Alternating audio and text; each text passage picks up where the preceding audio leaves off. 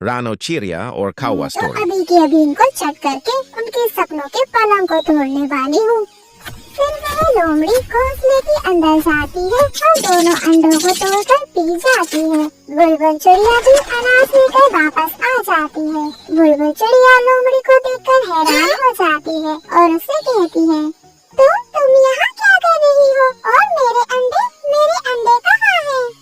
अंडे वो तो अब मेरे पेट में हैं। इतना सुनना था बुलबुल के तो होश ही उड़ जाते हैं, लेकिन लोमड़ी को इस बात से कोई भी फर्क नहीं पड़ता। वह तो अपनी धुन में वहाँ से चली जाती है। ये सब क्या हो गया? अब मैं क्या करूँ? कितने दिनों बाद मैं माँ बनने वाली थी। वह दुष्ट लोमड़ी आए दिन छोटे छोटे पक्षियों को परेशान करती थी। किसी के अंडे खा जाती थी तो किसी का घोंसला तोड़ देती थी, यहाँ तक कि वह शिकारियों का शिकार भी छीन लिया करती थी। ये सब करने में उस लोमड़ी को बहुत ज्यादा मजा आता था, परंतु इसके बावजूद भी जंगल का कोई पक्षी उससे कुछ भी नहीं बोल पाता था, क्योंकि वह लोमड़ी तो ऊंचे ऊंचे पेड़ों पर भी आसानी से चढ़ जाया करती थी। इसलिए जंगल के सभी पक्षी उससे डरा करते थे। मेरे प्यारे बच्चों, चाहे बाहर कितनी भी ठंड क्यों ना हो, मैं तुम्हें जरा भी ठंड का एहसास नहीं होने दूंगी। गौरी कौवा तो अपने अंडों की खूब देखभाल कर रही थी। तभी कालू कौवा अनाज लेकर घर वापस आ जाता है। कालू जी, ले आए अनाज? हाँ गौरी, ये लो अनाज। कालू जी, पानी कहाँ है? गौरी, मैं पानी कहाँ से लाता?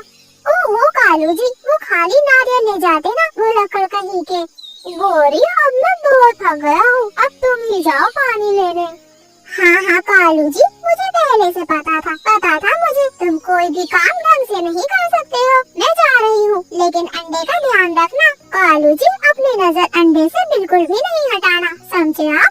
हाँ गौरी, समझ गया, अब जाओ भी।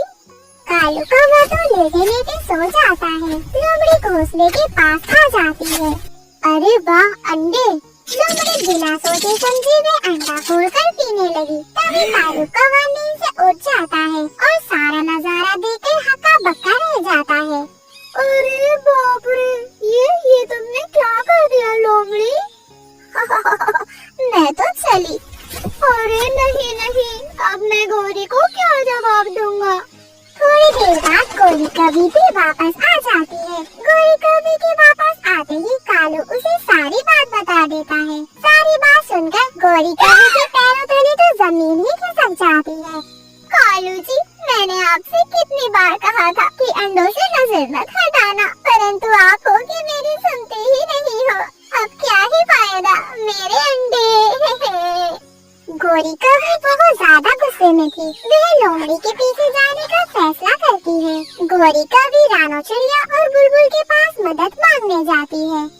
हाँ रानो, ये लोमड़ी दिन भर किसी न किसी को परेशान करती रहती है। मेरे अंडे भी उसने तोड़ दिए।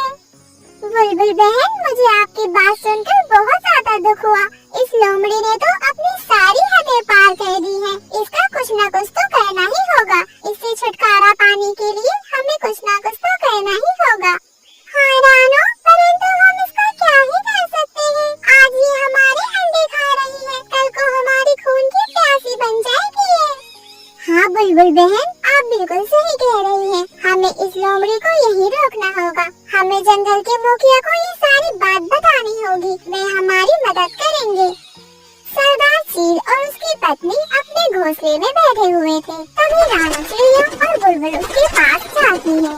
नहीं राजा जी, बात सिर्फ बुलबुल के अंडों की नहीं है। लोमड़ी आए दिन किसी न किसी को परेशान करती ही रहती है। एक दिन तो उसने एक पक्षी के घोंसले में ही आग लगा दी। रानो, हम तुम्हारी बातों को गौर से सुन रहे हैं और हमें लगता है कि शिकारी लोमड़ी को शिकार बनाया जाए, ताकि जंगल में आए दिन ऐसी हत्याएं बंद हो जाएं। सरदार, अब आप ही हमारा आखिरी सहारा है। हम उस लोमड़ी का कुछ भी नहीं कर सकते, हम उसका मुकाबला नहीं कर सकते। आपको लोमड़ी को सबक सिखाना होगा। अब आप ही कुछ करिए। अच्छा, तो ये बात है, चिंता मत करिए, लोमड़ी को सबक सिखाने की जिम्मेदारी अब मेरी है। सरदार चील एक प्लान बनाते हैं। वो रानो चिड़िया के घोंसले में एक सफेद पत्थर रखवा देते हैं, जो देखने में बिल्कुल अंडे की तरह लग रहा था। अगले दिन उस लोमड़ी को इस बात का पता चलता है कि रानो चिड़िया ने 2 अंडे दिए हैं। वह बिना समय गवाए घोंसले के पास पहुंच जाती है। अरे बाबा, आज तो ये रानो सुबह सुबह ही मेरे लिए अंडे छोड़कर चली गई। कितनी फिक्र है इन पक्षियों को मेरी। ये कहकर उसने झट से अपना मुंह मार दिया। उसका तो पूरा जबड़ा ही फट गया और फिर उसने उस पत्थर को मुंह से बाहर निकाल दिया। अरे बाप रे, ये तो पत्थर है। चिड़िया तो बड़ी ही चालाक है। कोई बात नहीं, अगली बार मैं चौकन्ना रहूंगी। फिलहाल मैं यहाँ से जा रही हूँ। ये नजारा सभी पक्षी दूर खड़े देख रहे थे। तभी मिट्ठू तोता कहता है, हम इससे क्या ही मुकाबला करेंगे। अब तो हमें माँ बाप बनने की उम्मीद ही छोड़ देनी चाहिए। मिट्ठू भैया, कोई हमसे ताकतवर या दुष्ट है तो ये जरूरी नहीं कि हम उसे हरा नहीं सकते। बस हमें अपने दिमाग का इस्तेमाल करके चतुराई से काम लेना होगा। और फिर रानो चिड़िया चील के साथ मिलकर एक नया प्लान बनाती है। रानो चिड़िया बबली कबूतरी के अंडों को गुफा के अंदर रख देती है और पूरे जंगल में ये अफवाह फैला देती है कि बबली कबूतरी ने अंडे गुफा में दिए हैं। ओह, तो इन पक्षियों ने अब गुफा के अंदर भी अंडे देना शुरू कर दिए हैं। 2 अंडों का नाम सुनकर तो मेरे मुंह में पानी आ रहा है। आज तो समझो मेरी न्यू ईयर की पार्टी हो जाएगी। ऐसा कहकर लोमड़ी सीधे गुफा के अंदर चली जाती है। अरे, यहाँ तो बहुत ज्यादा अंधेरा है। मेरे प्यारे अंडों कहाँ हो? मुझे बड़ी भूख लग रही है। आज तो जी भर के खाऊंगी। रानो चिड़िया और जंगल के सभी पक्षी सरदार के साथ मिलकर उस गुफा के गेट को बंद कर देते हैं। वे उस गुफा के गेट पर एक बड़ा सा पत्थर लगा देते हैं। लोमड़ी तो सबसे माफी मांगती है। माफ कर दो मुझे, माफ कर दो। अब से मैं सबकी इज्जत करूंगी। पक्षियों, मुझे माफ कर दो। मुझे बाहर आने दो। मेरा दम घुट रहा है अंदर। और इसी तरह जंगल के सभी पक्षियों को उस दुष्ट लोमड़ी से आजादी मिल। सर्दियों की रात थी। जंगल में चारों तरफ बर्फ की मोटी चादर बिछी अपने दोनों बच्चों के साथ बैठी हुई थी। जंगल में ठंड इतनी ज्यादा बढ़ गई थी कि रानो चिड़िया तो बीमार पड़ गई थी। रानो चिड़िया की सांसें भारी हो रही थी। तभी रानो चिड़िया अपने बेटे कुकू से कहती है, कुकू मेरे बेटे, मुझे लगता है मेरी हालत ठीक नहीं होगी। आप इतनी बर्फबारी में बाहर मत जाओ, ये तुम्हारे लिए खतरनाक हो सकता है।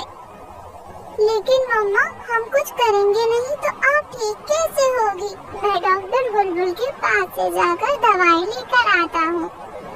नहीं बेटा, बाहर बहुत ज्यादा तूफान है। मैं तुम्हें किसी खतरे में नहीं डाल सकती। आप बस मेरे पास बैठो। परंतु कुकू का मन नहीं मानता। उसने गुड़िया से कहा, गुड़िया तुम माँ का ध्यान रखना। मैं डॉक्टर बुलबुल के पास से जाकर अभी दवाई लेकर आता हूँ। कुकू ने साहस किया और अपने नन्हे नन्हे पंखों से उड़ान भरी। बर्फ के कारण उसकी उड़ान धीमी थी। तभी रास्ते में उसकी मुलाकात गौरी कौवी से होती है।